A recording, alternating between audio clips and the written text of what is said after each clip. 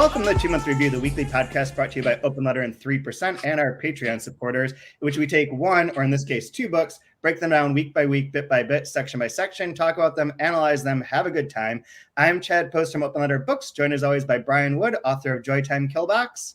Hey, hot boy summer, almost here. Almost! I'm getting there, man. I'm going to get tan, get that hot boy summer going. I think it's also supposed to be like short king summer, which is good for me.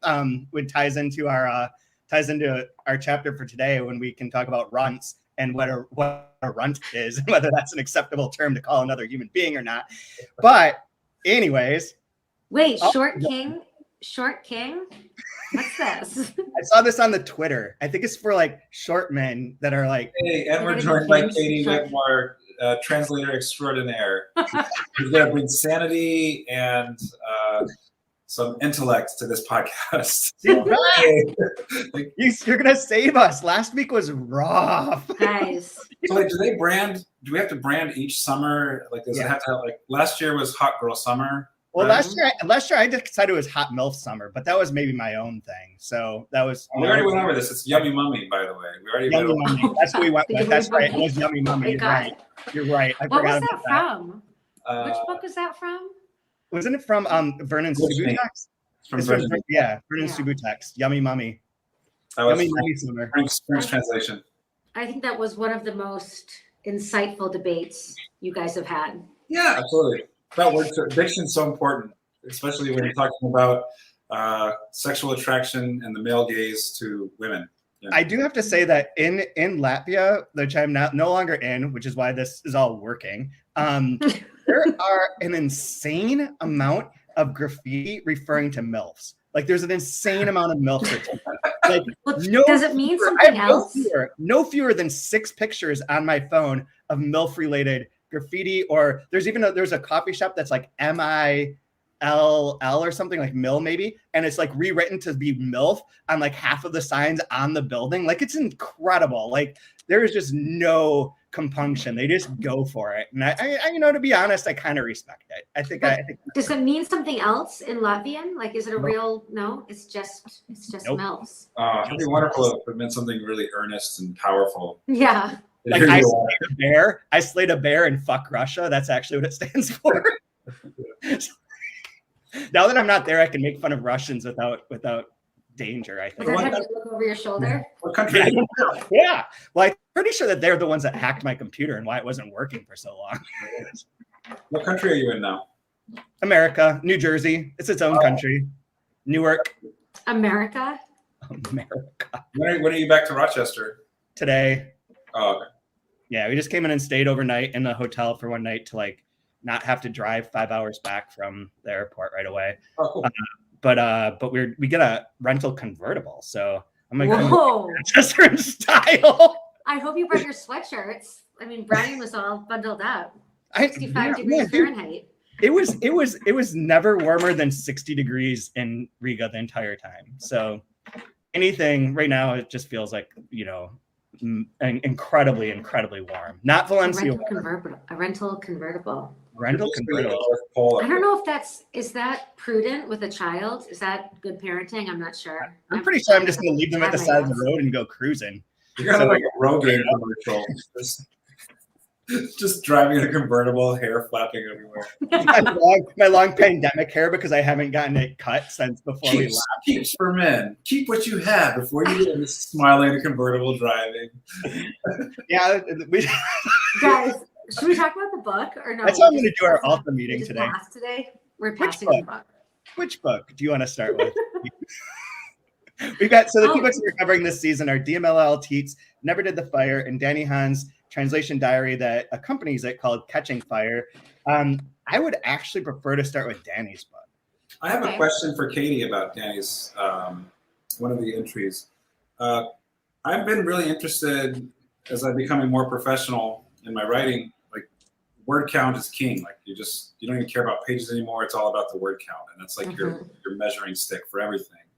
And I thought it was really interesting talking about, he was talking about being paid by the word, and sometimes there's more words or less words. When you translate, are you trying to, like, because to me, like, the sign of like elegance and gracefulness and doing a good job is if you lower the word count. right? Like if you can distill things down, you're doing a better job. But sometimes, you know, you have more adjectives or whatever. You can't say it the right. Do you keep track of what the original word count is and what your word count is when you translate? Like how far they are? No, you know, the only time that I do is when we're doing what Danny described, which is like, you know, predicting what the word count's going to be for the contract, right? Okay. Since but I should. That would be. It would be cool to compare. I mean, I think some of the writers that I've worked with, like Sarah Mesa or John Bilbao, whose novella I translated, "The Strangers," it's coming out in the fall. They're spare writers. Yeah. And so that was easy, easy in that way to keep that sort of, you know, concision in the English. Then there are other writers that I work with, like Aroa Moreno Duran or Lara Moreno, where it's like more expansive. It's very precise. But it's, you know, like their choices are precise, but the language itself is not very contained. It's much looser and sort of, I guess more expansive in that way, the prose. And those ones, I think, I know I trimmed a lot there, because it just, in English, it gets too unwieldy. It doesn't work the same way. Like the effect is more distracting, I think, to try to retain sometimes so much of the verbosity. Yeah, and none of those have the same sort of repetition that this book does, that Eltit does either. Like having read the ones that you're talking about, all of them, they are verbose, and they are like sort of like long in their metaphors at times. They're extended descriptions, but they're not like set up to be repetitive in that way. No. So like having them makes it really function in English. I wanted to bring up the same section, Brian. That's the same one that I wanted to start with, because I wanted to put forth the idea that like we shouldn't do things based on word counts anymore. I think that it's like artificial and strange. One reason that it came about was that it used to be translators be paid by page, because, you know, you didn't have word processors. So you just did 100 pages, you got paid for 100 pages.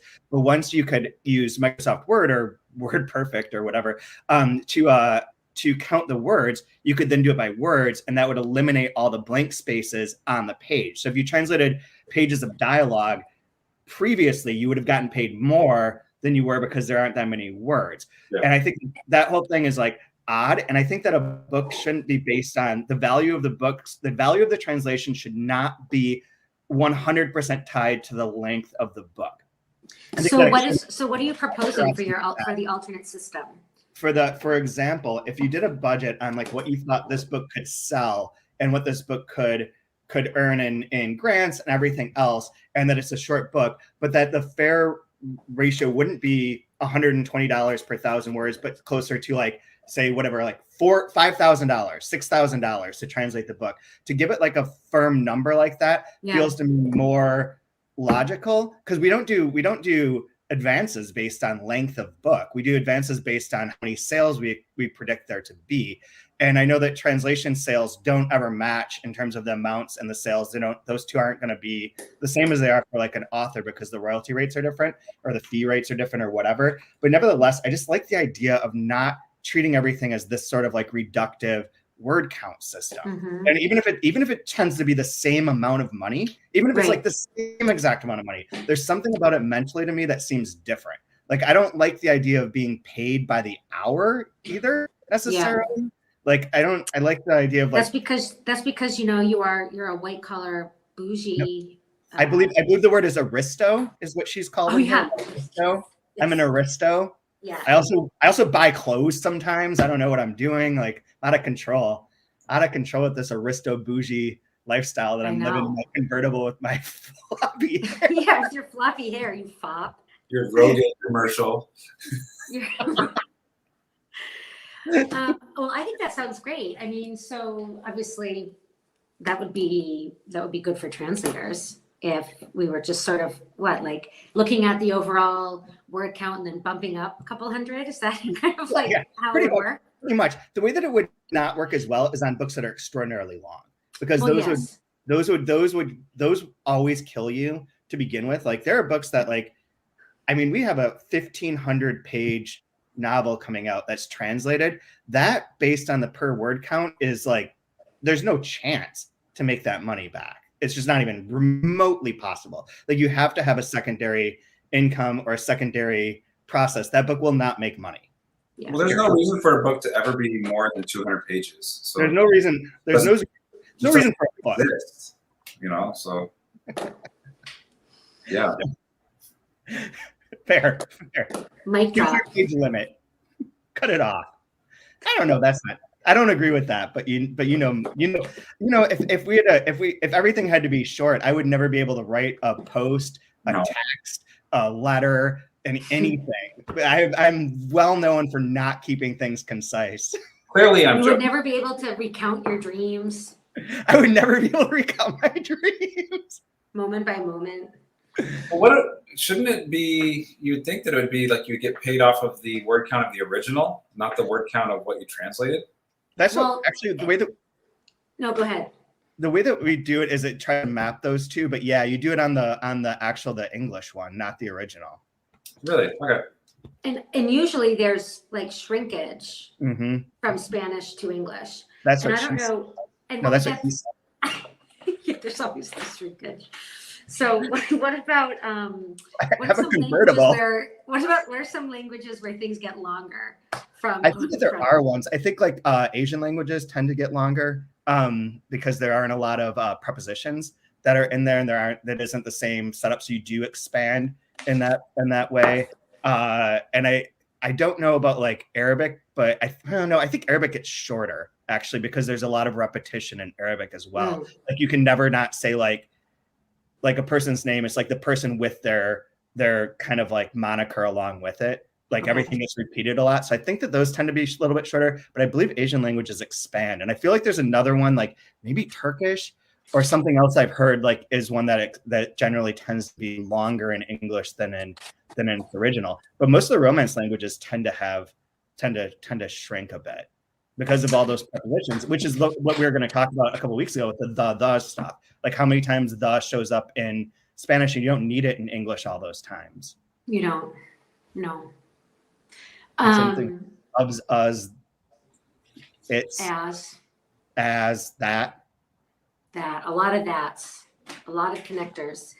So one of the things I thought was kind of cool, and I had an experience recently where I wanted to be able to do this, which was when Danny talks on 125 when he's describing like, you know, certain ambiguities or trouble he's having with the text and how, like, you know, one of the resources could potentially be the Brazilian translation of the book, so that, you know, he could, as he, you know, reads Portuguese, he would be able to take a look at what Julianne Fuchs had done and be able to sort of gauge his reading of the Spanish against someone else's reading of the Spanish and that person's interpretation into Portuguese. And I had an interesting experience recently where I was reading a sample into English from French, and I don't read French. And I found myself wanting to like look at the original, and I kept thinking like, oh, I wish this was just, I would love to look at this translated into Spanish and how the Spanish translator would have dealt with this from the French. And so I think that's really, I don't know, I just really liked seeing that as sort of as an editing tool, you know, just looking at various approximations and sort of like, you know, checking your comprehension or your interpretation against someone else's. And what Danny says is like, you know, he's not necessarily inclined or disinclined to go with the other interpretation, but that it does exist there for moments of ambiguity. Like you could see what someone else picked up on. I thought that was really interesting. And it made me want to learn more languages, just to be able to just check everybody's translations, check them all. Well, what's interesting about that is like this ties into a grander theory I have. I'm gonna try and use that as a segue. How to say this? So I think that that's interesting. I also am very curious, having done so much research on data on what gets translated into English in particular, both somewhat in the UK, but primarily in the US market through the translation database and whatnot. I am curious as to how many books of this nature get translated in other languages.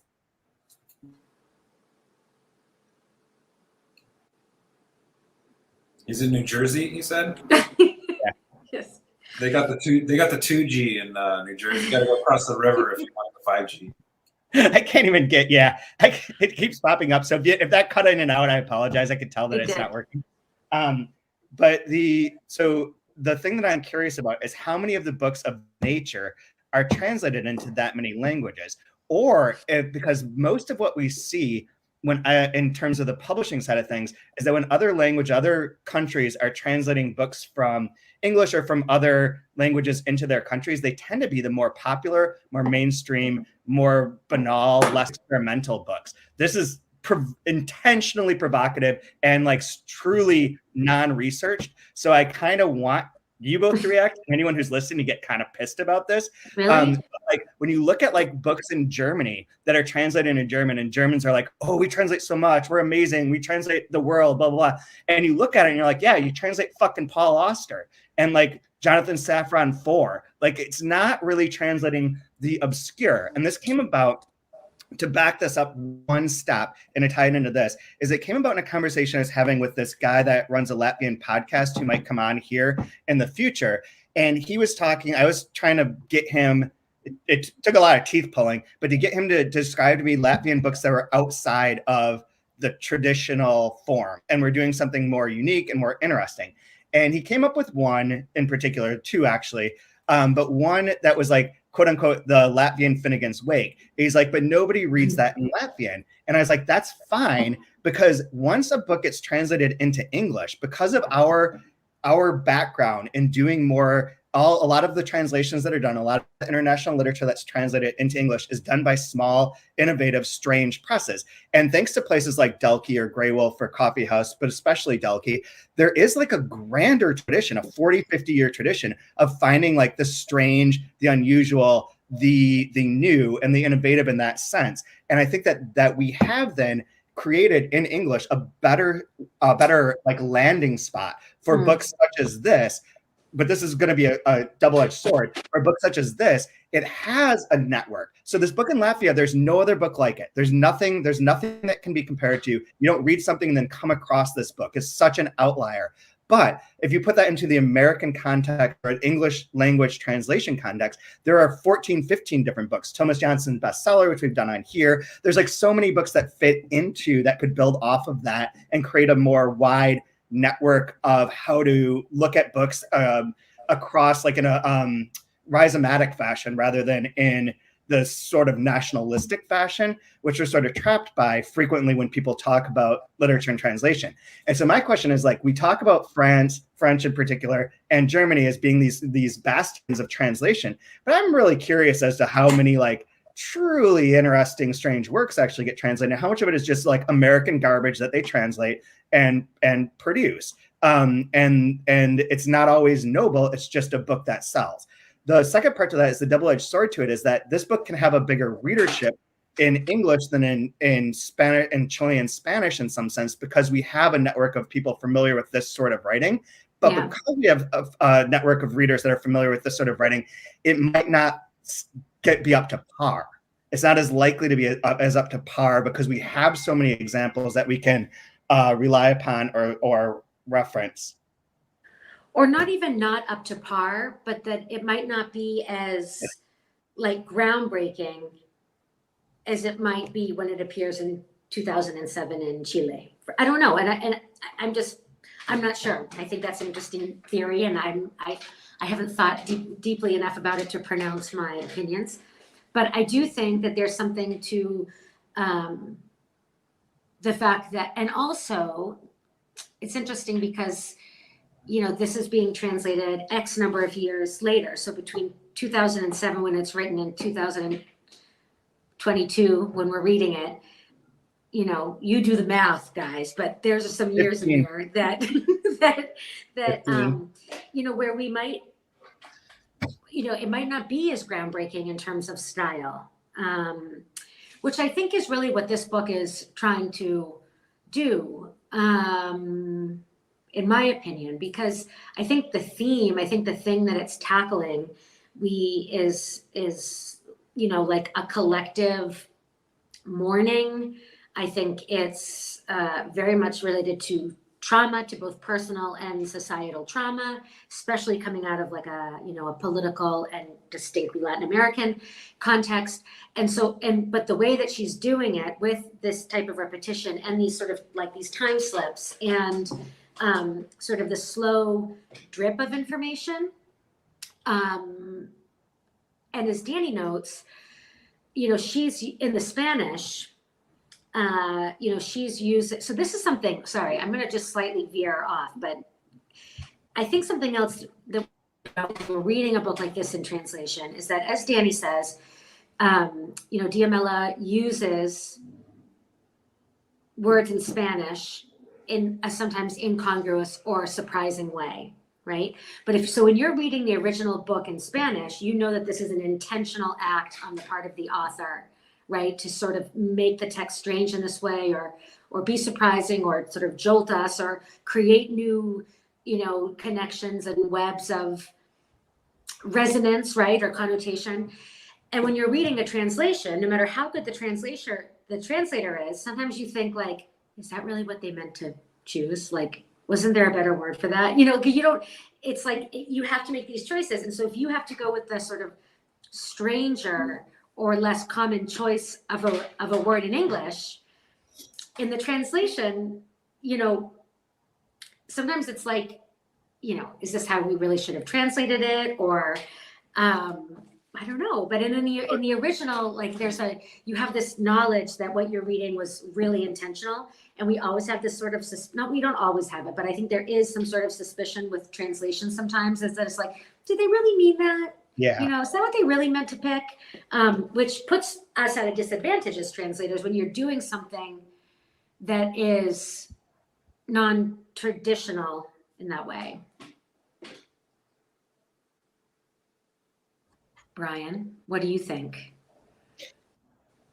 I want to agree with you real quick, Katie, in that there is generally a tendency to overly criticize the sort of strangeness of language in a translation as if it is a translator's falling. But an example of that in here that would be maybe more interesting in the Spanish than it is in English is the one that I referenced as we were warming up. That was chapped cement, which is on page 92. They're murdered on the public street or in one of the emergency rooms, altogether dead, bloody, and visceral, with legs broken and guts dangling, strung up on the most well-guarded street, and one of your eyes flying towards the sidewalk, an anxious eye on the chapped cement, dead. Like that stands out very strangely in English, and it maybe was more something in Spanish than it is here. But Brian, your turn to take on this. Oh no, I think with me, and I'm glad that Katie veered in this direction, which is just the idea of ambiguity and like how purposeful it is in this book, and then the difficulty of translating the ambiguity. Danny mentions like how thankful he was that the word cells matches, cellular structure, and obviously you could go into the weeds with when you talk about body politic and completely through the entire work. But how many other instances are we missing that second layer because it doesn't translate? So I think it's really interesting. This just to me seems like a tremendously challenging translation with how purposefully layered every single and the weight that the word choices have for the theme that she's threaded through the entire piece. Yeah. Related to that, I have not entirely related to that, but I have a question for you, Katie, too. If we look at like page 111, he talks about finishing his first draft, and this is a process. Oh wait, sorry, with Danny?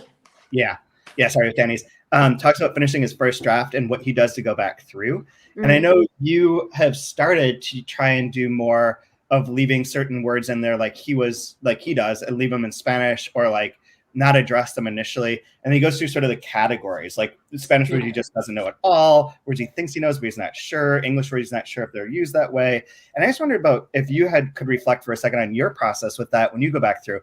And I'll tip one part of this is that you seem to have a photographic memory for what the original is, which really alters the editorial process when you go through it, of like knowing exactly what it was said and then kind of playing with that. But I'm curious about what you see in terms of like the literal, like the words, like how many things do you end up having to try and research or look up or aren't sure about, and how that plays off of like what you know that you can and can't say in English, or how you can use words in English. So my process has not been like Danny's process. Like I would do, the first draft, I would try to do it fairly quickly, but I would stop. I would take more, pauses to look things up that I didn't know in the moment. And then with the book I'm working on right now, I've been trying to do like this fast, loose translation and just leave behind what I don't know and leave it in the original and put things in bold and like try a little bit what Danny's done here.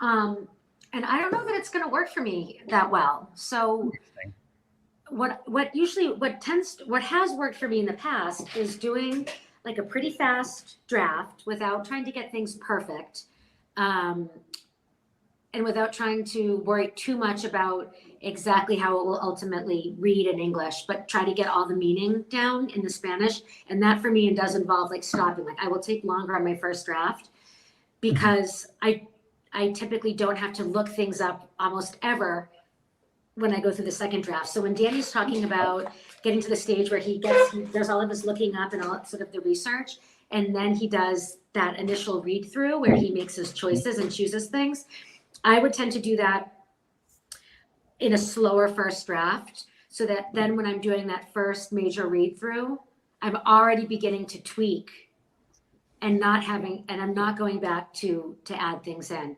So it's interesting just to see what works for people. But I'm finding it like hard to skip over things that I don't know. I would tend to stop in the moment and try to hash things out first, at least on like a surface level, and then be able to go back to them and really, shift things around when I'm reading it in the English version.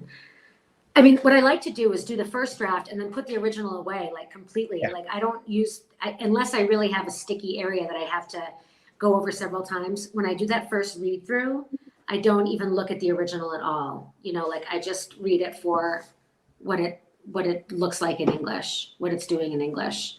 And that's because I've stopped along the way. It's taken me longer to get there in that first draft because I've already sort of cleared up any doubts I had slowly as I go through the first draft. That makes sense to me. Yeah. It's like as a process. I forget who it was, but someone else not that long ago said something like that too, about they never use like X/Y, like when you have two choices, they're like, no, I make a decision every single time. Like, wow. I mean, I'll leave slashes, but I would usually not leave anything in Spanish. I would usually stop and sort of labor over figuring that thing out.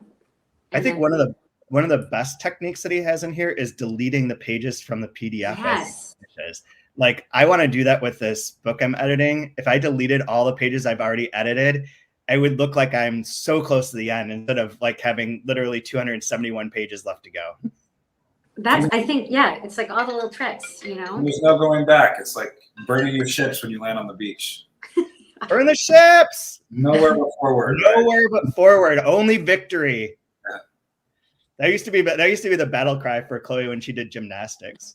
Only victory? No, burn the ships. It's a famous speech. It's a famous speech. So of like urging your clan. You get to the beach, you don't look back. Also ties into fire for this whole season. One thing I did want to say that was interesting, just to close this discussion on the process-oriented piece, but the idea that like sometimes you don't know. One thing that Danny does or that he describes that I think is helpful, for sure, is that, you know, if you do things the way that I do them, you run the risk of like making too many decisions early on that later on you find, in terms of like repetitions or, you know, of certain words or things to do with like tone or, you know, register, like being too firmly wedded to choices in the beginning, I think can kind of like trip you up as you learn more about the book and about the characters and about the voice as you go on. And so, you know, if you're like me and you want to make a lot of choices up front, you have to be really flexible later to go make sure you're going back.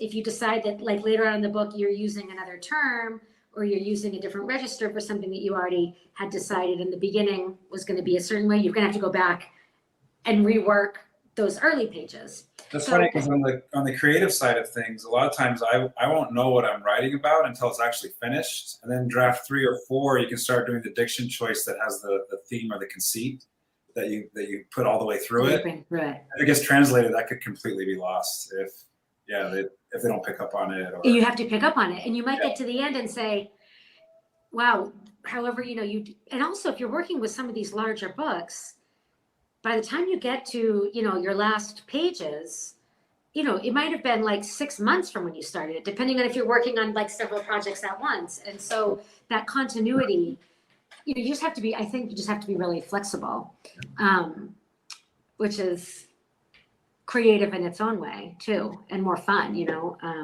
to discover those things. And I'd rather discover that, you know, I was sort of reading something or that I wasn't seeing the whole picture.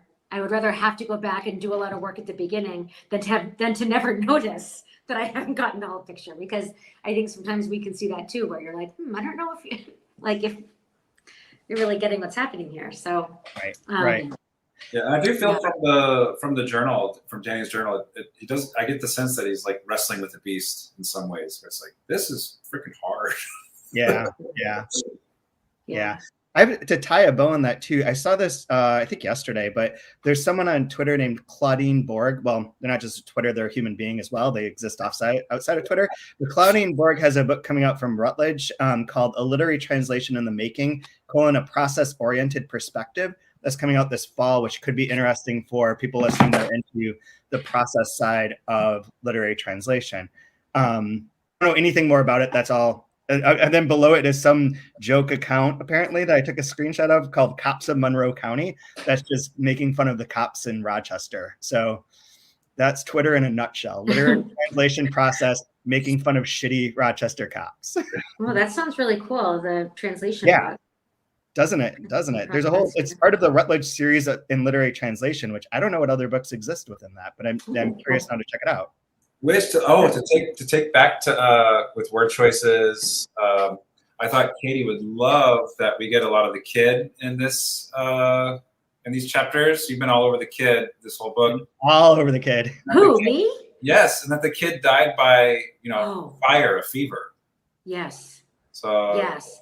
Oh, I thought you were referring to the section about the use of the word kid versus doll versus wrist. Oh, there's another one. Oh, that too. So when you were like, I've been all over the kid, I thought you were referring to that. No. Yeah, that one. Yeah, the baby. I have been all over the baby this whole time. The baby. Sorry. Yeah. Yes. But again, that's one of those ones lost in translation. I thought the doll, the wrist, and the child that doesn't work. I totally missed that until I read the journal.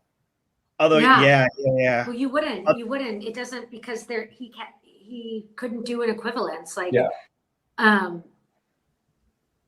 And I think it's interesting. I do have some thoughts on this. I don't have a better solution than Danny came up with, but I do have thoughts. But and it's just a brief thought. So maybe I'll express this first, and then I do want to talk about the baby and about catching fire. So there's a line in the book about catching fire, which I'm assuming is sort of where Danny's title came from for his diary. But yeah, the thing with so Danny mentions, in Spanish, the one word muñeca can mean wrist, and it can also mean doll, like a baby doll. And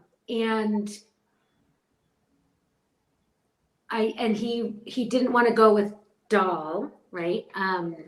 Because we wouldn't get that sort of play with between wrist and doll, for example. But I think I really felt like calling someone a doll, like he didn't want it to sound like he was, you know, like a gangster movie or something, you know. But I feel like kid is too neutral. I feel like doll is so much more gendered.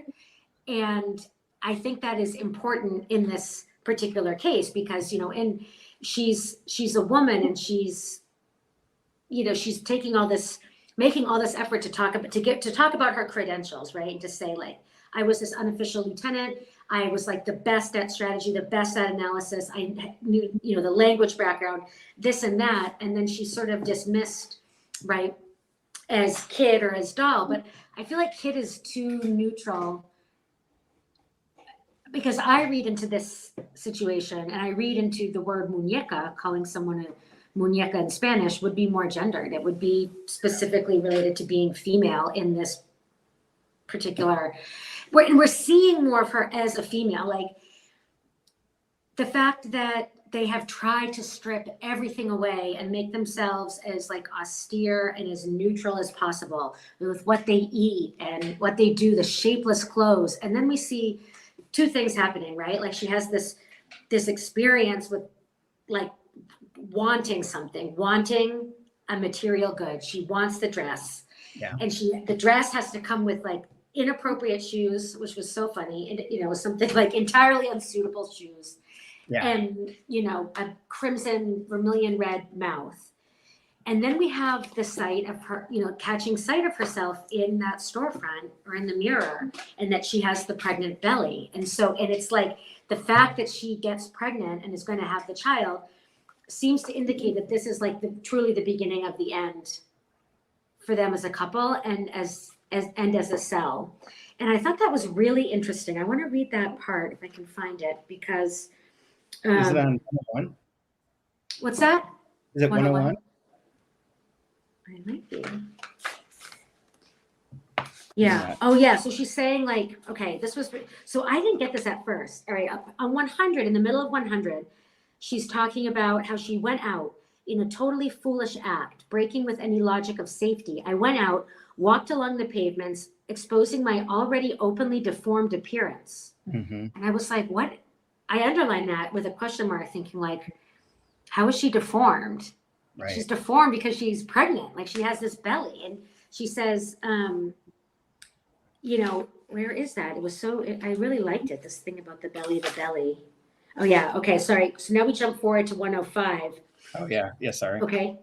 And she said, and well, on 104, she starts to say that, you know, a frantic search through the shop windows, through black pointed shoes, quite unsuitable footwear, shoes verging on the scandalous, with my two red lips and the dress, until the whole scale of the crisis appeared in the mirror that kept on reflecting a crazy, ferocious image. The belly, an image of me that terrorized us. Do you remember? And I think that's really intense. And I think that this relationship of the narrator to her body and to her womanhood, motherhood, her like the state of her as a physical, corporeal being is for me one of the most interesting facets of certainly this section. And you know, Brian, in one of the first episodes, you know, you were talking about them wasting away and like how there's so much decay present, a physical decay that we're seeing, you know, with like the teeth and the bodies wasting away and everything hurts them, you know, their bodies are sore, their limbs are falling asleep. And then you have this moment of that's associated with their downfall and with complete, you know, like crisis and collapse, which is her getting pregnant, putting the cell at risk in that way, herself and the relationship at risk. And then later, you know, like the death of that child, which is the big trauma. It's the thing that is, for me anyway, so far, driving the whole narration as the central sort of unspeakable, unrepresentable fully. And like, you know, she can't quite integrate this into into her life, into herself. And it's what is producing this sort of like traumatic repetition. Even the way that this chapter started with, she doesn't call it a nightmare, but a very disturbing dream, and waking yourself to try to want to understand it or to work it out. And so I got the sense that writing was going to be the way to do that, but then the hand won't work.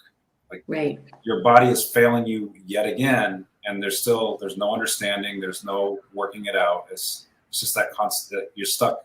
Like, it's that there is actually this is if I were super high, this would maybe make more sense as like a thread.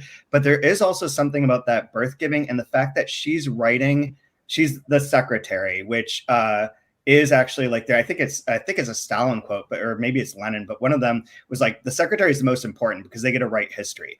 And part of the running thread throughout this that Danny also alludes to is that a lot of the quotes are from the Communist Manifesto, but they're wrong. And she's creating something that's off.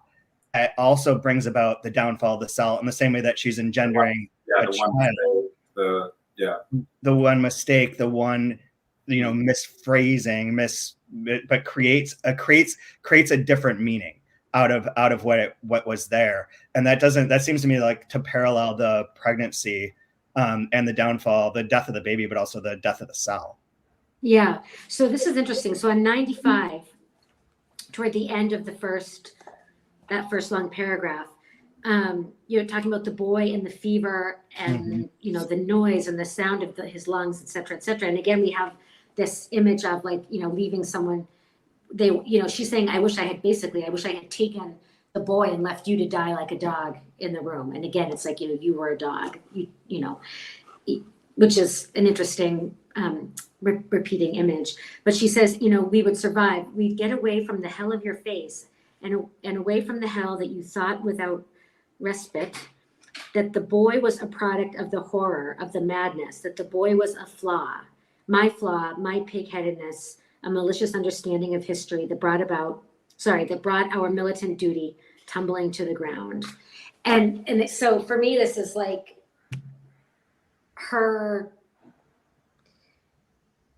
there seems to be something in her that is more, excessive and sort of unwilling to be as contained as she should be, right? To sort of have successfully navigated all these things that they're trying to navigate in being militants.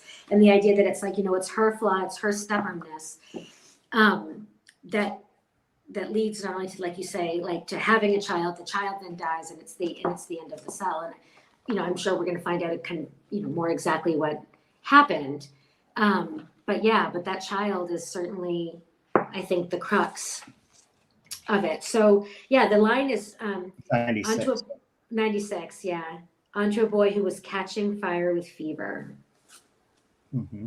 And that sort of duplicates on page 100, 101, or like then is echoed on 100, 101 in a way that also echoes the Illuminata book, that the earlier book of hers we talked about in the early seasons, where this is a long quote, but it's probably my favorite quote. I struggle to take off the bulging trousers, the shapeless blouse, the vest, to burn them, destroy them in the devastating power of a bonfire, and go blindly or virginally toward the dress to be reborn or revived, or to avoid a destiny marked by the total excess of body, by the absence of outlines, a body that had experienced naked or real history, a history that through its whole vast time always went out of its way to destroy.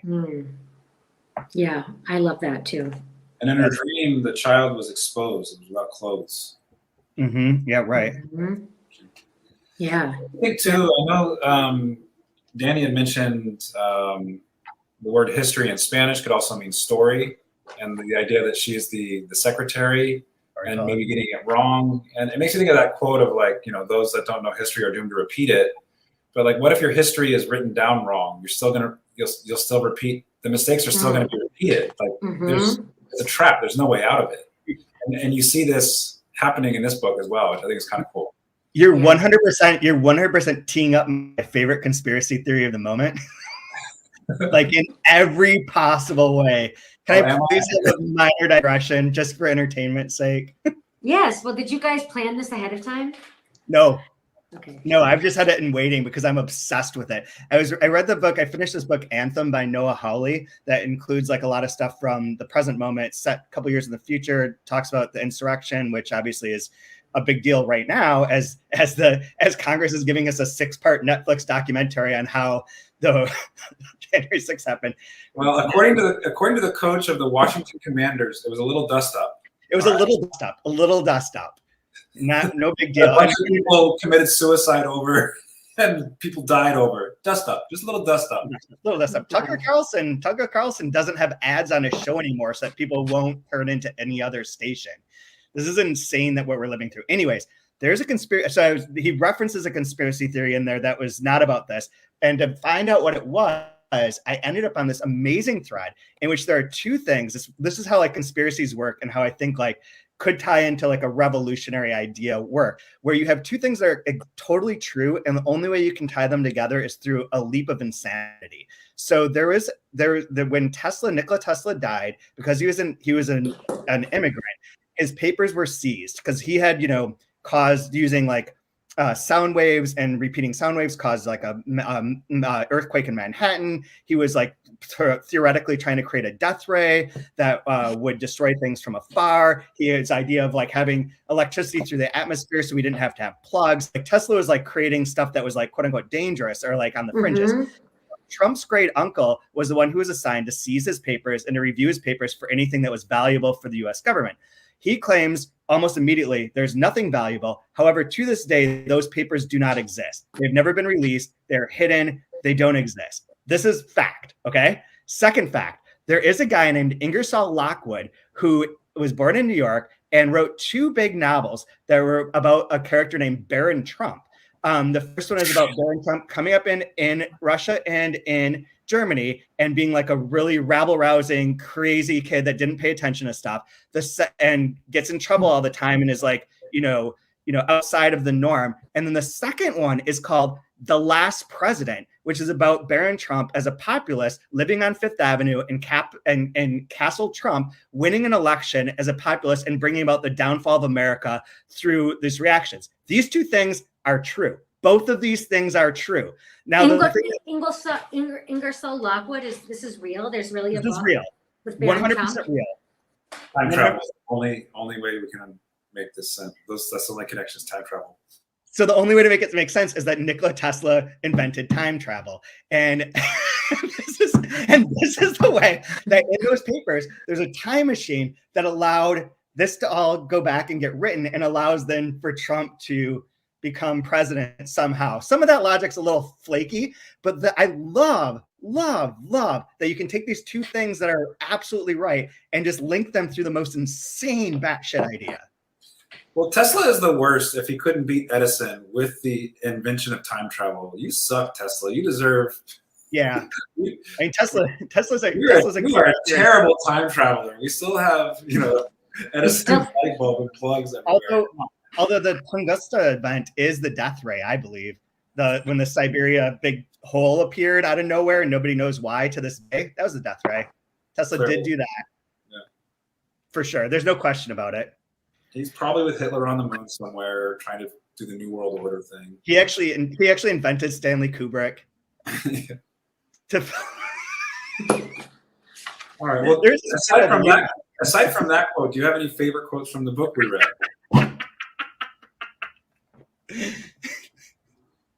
I do, but I also want to just bring up one point. I know as we're ending, but I want to see if this theme continues, and maybe we could talk about it next week, which is, this sudden, like, maybe it's not that sudden. I've got to go back and look, but it seems like there was a lot of talk of bones in this section. A lot of bones. Avalanche. I love that. Avalanche of bones. A lot of bones.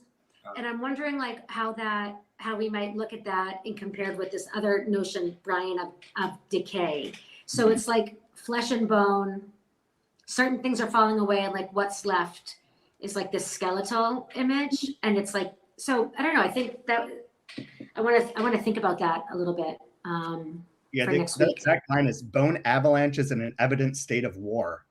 Yeah, it's creepy. Yeah. My other one is a big question about the same little runt whose face would appear would later pop out of the photograph in the paper. I just want to point out that I take offense to that, and I feel violated. I feel like this is Short King summer. Can we call people runs?